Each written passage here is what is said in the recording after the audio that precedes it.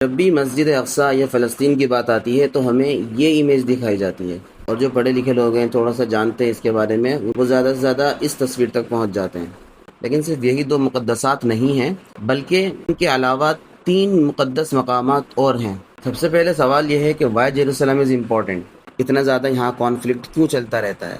سب سے پہلے تو اس کی اینسنٹ history. Jerusalem is one of the world's oldest continuously inhabited cities with a history of more than 300 years۔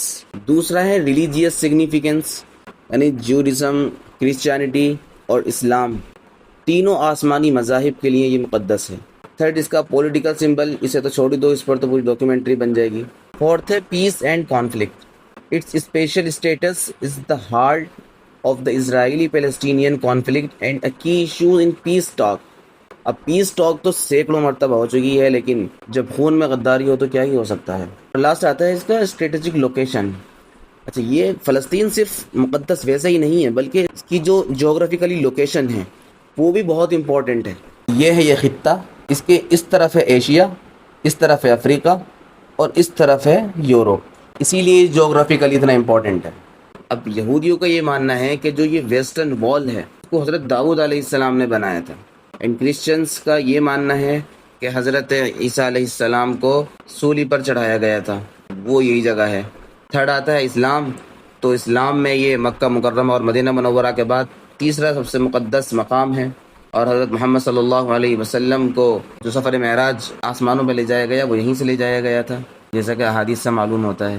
اب آتی ہیں اس کی امپورٹنٹ سائٹس۔ سب سے پہلے تو ہے یہ جم آف دا راک، یہ جو گولڈن گنبد دکھتا ہے، an Islamic shrine built on the Temple Mount۔ دوسرے آتی ہے مسجد Aqsa, the first qibla of Muslim located on the Temple Mount۔ تیسرے نمبر پر آتی ہے یہ ویسٹرن وال جہاں پر یہودی عبادت کرتے ہیں۔ فورتھ پر آتا ہے یہ چرچ، اور ففتھ پر آتا ہے دمشق گیٹ، یعنی دمشق کا دروازہ۔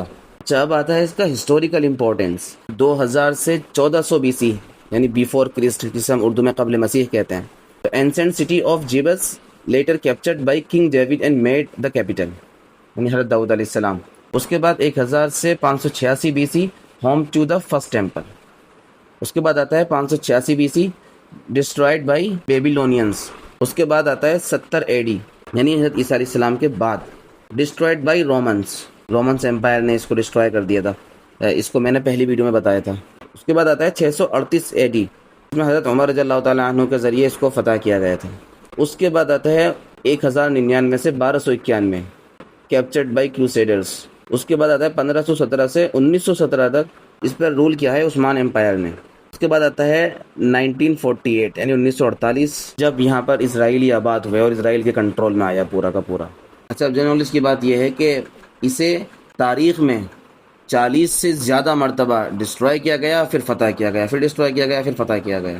مور than 1 billion people around the world have a connection to Jerusalem through faith, یعنی عقیدت کے اعتبار سے 1 بلین سے زیادہ لوگ اس سے کنیکٹڈ ہیں۔ یہ آج اتنا کانفلکٹ کیوں ہے؟ تو اسرائیل یہ کنسیڈر کرتا ہے کہ Jerusalem it's eternal and divided capital, and Palestinian seek east Jerusalem as the capital of the future state. The international community does not recognize Israel's annexation of East Jerusalem۔